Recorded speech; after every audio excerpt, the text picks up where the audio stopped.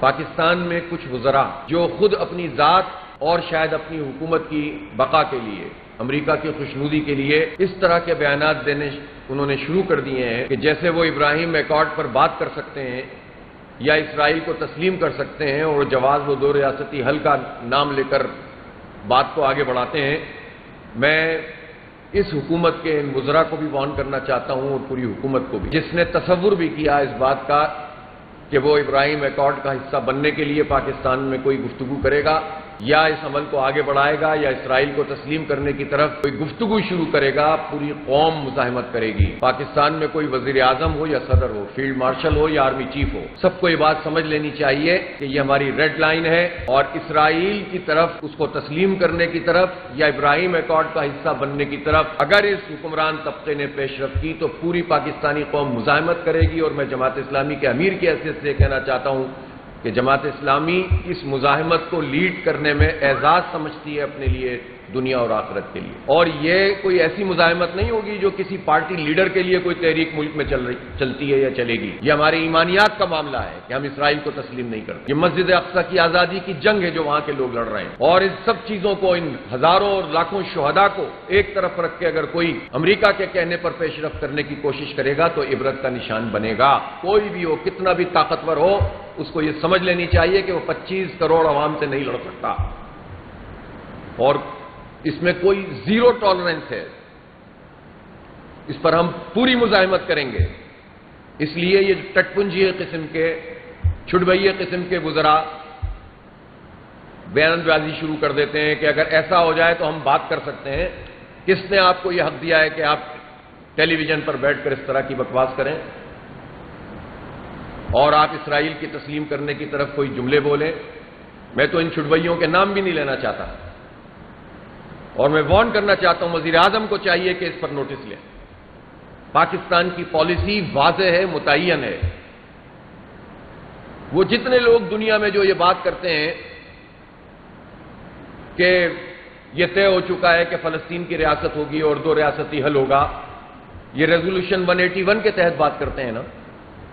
تو 181 ریزولوشن تو یہ کہتی ہے کہ جس میں یہ کہا گیا کہ فلسطین بھی ایک ریاست ہوگی اور اسرائیل بھی ایک ریاست ہوگی، تو حماس نے جن علاقوں پر 7 اکتوبر 2023 پر حملہ کیا ہے وہ علاقے تھے جو اس 181 کے تحت بھی فلسطین کا حصہ تھے۔ اپنے ہی علاقوں کے اوپر ایک قابض فوج نے قبضہ کر لیا اور اس کو چھڑانے کے لیے اٹیک کیا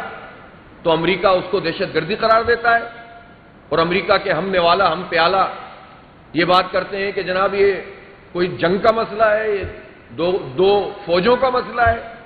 یہ دہشت گردی کا معاملہ ہے، یہ جینوسائیڈ کا معاملہ ہے، یہ ریسزم ہے، یہ زائنزم ہے، جس کے خلاف مزاحمت اپنا فرض سمجھتے ہیں حماس اور فلسطین کے لوگ۔ اور اقوام متحدہ کا جو چارٹر ہے، آپ ریزولوشن اٹھا کر دیکھ لیجیے 3314 جنرل اسمبلی کی، آپ آرٹیکل 14 اٹھا کر دیکھ لیجئے جنیوا کنونشن کا، جس میں واضح طور پر یہ بات لکھی ہوئی ہے کہ کسی جگہ پر اگر کوئی فوج قابض ہو جائے گی تو مسلح جد و جہد کی جائے گی اور اس کو مسلح تنازعہ پوری دنیا تسلیم کرے گی۔ تو حماس جو کچھ کرتے ہیں، وہ مزاحمت کرتے ہیں، وہ قانونی اعتبار سے بھی درست ہے، اخلاقی اعتبار سے بھی درست ہے، جنیوا کنونشن کے لحاظ سے بھی درست ہے، اور اقوام متحدہ کے جو پورا چارٹر ہے اس کے لحاظ سے بھی درست ہے، لیجیٹیمائز ہے۔ جواب تو امریکہ دے، عرب ممالک دیں کہ 2006 میں جب حماس الیکشن جیت گئی تھی تو اس کو اقتدار میں کیوں نہیں آنے دیا گیا؟ یہ ڈیموکریسی کے چیمپئن بتائیں کہ انہوں نے کیوں نہیں حماس کو،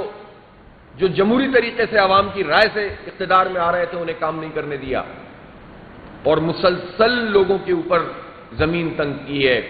جس وقت 7 اکتوبر 2023 کو حماس نے اپنا حق استعمال کرتے ہوئے مقبوضہ علاقوں پر حملہ کیا اسرائیل پر اور اس کی طاقت کا غرور خاک میں ملا دیا، تو اس وقت بھی 5,500 سے زائد غزہ کے لوگ اور فلسطین کے لوگ اسرائیلی جیلوں میں تھے، اور اسرائیلی جیلوں میں ان کے ساتھ جو کچھ سلوک کیا جاتا ہے کوئی تصور بھی نہیں کر سکتا۔ اس وقت بھی چاروں طرف سے ان کا معاشی مقاطعہ تھا، اس وقت بھی وہ سمندر میں ایک خاص جگہ سے زیادہ آگے نہیں بڑھ سکتے تھے، آگے سمندر ہے، پیچھے اسرائیل کی فوج ہے، اور دوسری طرف ایک مصر ہے جس نے ناکہ بندی کی ہوئی ہے اسرائیل کے کہنے پر اور امریکہ کے کہنے پر. تو کہاں جائیں وہ؟ چاروں طرف سے گھرے ہوئے، ایک اوپن پریزن کے طور پر موجود. تو انہوں نے مزاحمت کا حق استعمال کیا. دنیا کو ان کی بیک پر کھڑا ہونا چاہیے تھا، عرب ریاستوں کو ان کے ساتھ کھڑا ہونا چاہیے تھا،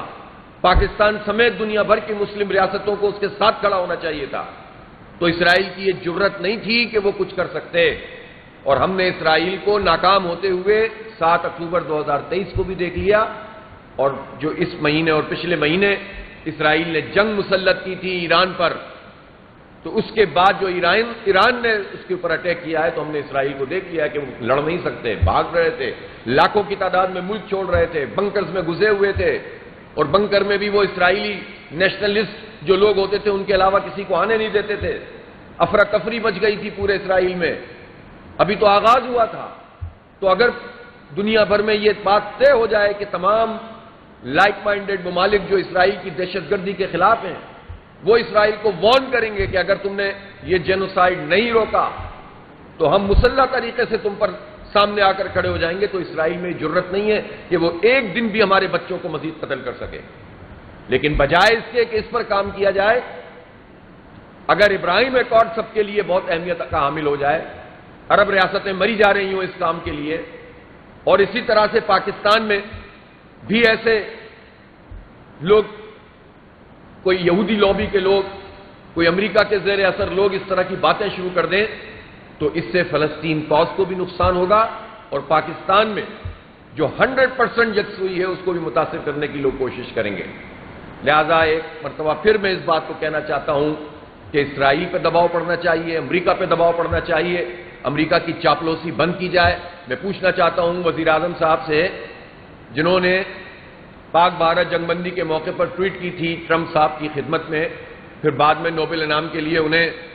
نامزد کرنے کی بات کی تھی، میں پوچھنا چاہتا ہوں وہ ثالثی کہاں گئی؟ وہ کشمیر کا مسئلہ کیوں نہیں ہائی لائٹ ہو رہا؟ وہ ہر 4 دن کے بعد ایک بیان دے کر ٹرمپ خاموش ہو جاتا ہے، تو اس پر بات چیت کیوں نہیں ہو رہی؟ ہم نے تو انڈیا کو ہرا دیا، ہماری تو قوم نے یکجہتی کا ثبوت دے دیا، اختلافات کو بالا ٹاک رکھ کر فوج کی پشت پر بھی کھڑی ہو گئی. ہمارے افواج، ہمارے سپاہیوں نے، ہماری ایئر فورس نے قربانیاں بھی دیں، ڈٹ کر کھڑے بھی ہوئے. پوری دنیا نے ہماری طاقت کا لوہا بھی مان لیا. پھر اس کے بعد کیا ہوا؟ وہ پانی کا مسئلہ اپنی جگہ موجود، وہ کشمیر کا جو حق خود ارادیت ہے کشمیریوں کا، اس پر کوئی گفتگو نہیں ہو رہی. اور جو ہمارے نمائندے جاتے ہیں چند باتیں اچھی کرتے ہیں، لیکن یہ بلاول صاحب نے جو یہ بات کی تھی کہ را اور ISI مل کر دہشت گردی کے خلاف کام کریں،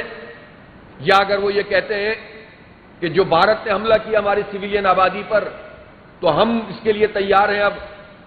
کہ وہ ان علاقوں کے لوگوں کے حوالے سے کوئی اگر انویسٹیگیشن کرنی ہے تو کریں. یہ کون سا طریقہ ہے کہ جیتی ہوئی جنگ آپ کی فضول قسم کے بیانات کے نتیجے میں ہم ہارنے لگیں؟